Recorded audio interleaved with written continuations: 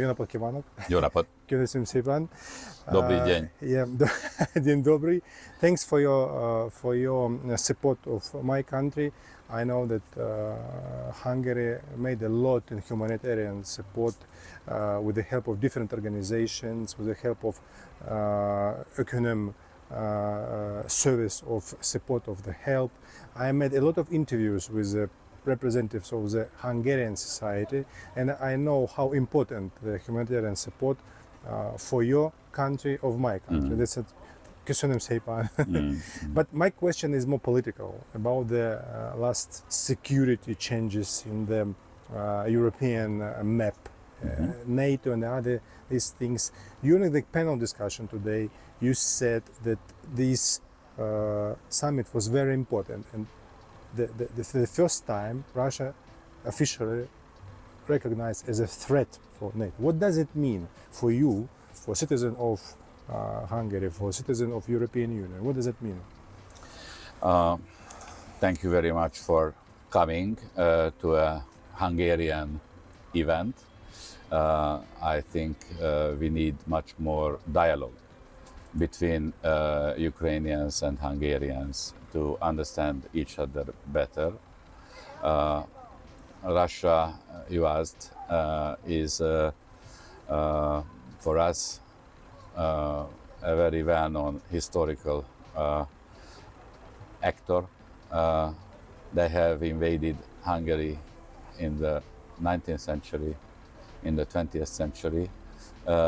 We know who we talk about, and the Hungarian parliament made very clear that we condemn the military aggression of Russia against the Ukraine, and this clear statement by Hungarians is closely related to our historical experience. The last one in 1956, when the Soviet Union invaded Hungary and put down the Hungarian Revolution. The NATO summit in Vilnius made a very tough decision. And I think there is a misunderstanding in the Ukraine concerning the Not only Ukraine, maybe in other concerning the Vilnius summit, because the clear language was unknown before. Now NATO made clear that the threat to the globe and to the alliance are twofold. One is terrorism, and the other is Russia. And now China and Russia is totally decoupled because for a long time Russia and China was treated in the same way. And it is not just said that they are responsible for the war, which puts a point to this debate, that who is responsible to the war. They are responsible for the war, and they have to bear all the consequences, and they are accountable for the war. These are very clear statements, and what relates the other aspect, the attitude towards Ukraine, we Hungarians, we are with the victim. We are with the Ukrainian people, and we recognize your right to self-defense. And that means on our side that we can give you all possible help in this process. We have some problem with the military aid, primarily because we have a neighborhood with you.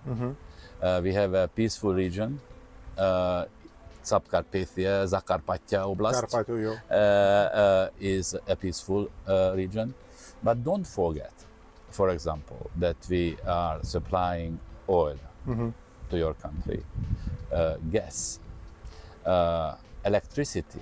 The biggest electricity link between Ukraine and Europe is via Hungary, and we are assisting in a humanitarian sense also a lot of, I don't want to go into the details, but probably the most important is that we have received over 2 million refugees in Hungary, and they have been treated nicely.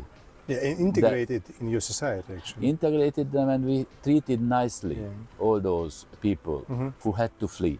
We helped them with job, with education, with accommodation, assistance. That is probably the most important. We remember in 1956 that it was crucial to us that 200,000 Hungarians were received by Austria, by Western partners.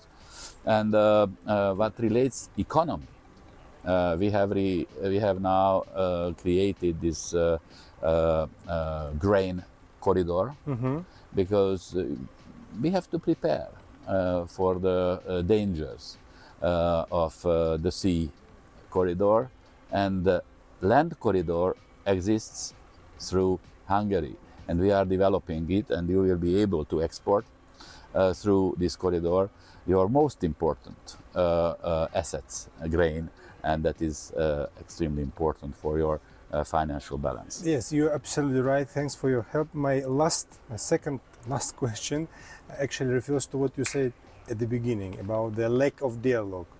But what does it mean? What do you want to say? We want to say that we feel that there is a kind of lack of trust, and I think it is mutual. It is mutual. So you don't trust the Hungarians, and the Hungarians don't trust the Ukrainians. And we had until 2017 a very good relationship.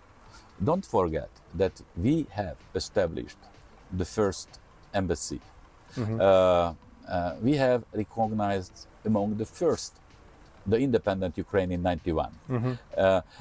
For us, Ukraine is the biggest neighbor, and we want to reestablish this trust, and to suggest you that you will not enter Europe with the help of Washington. You will enter Europe into Central European community with your neighbors. Natural.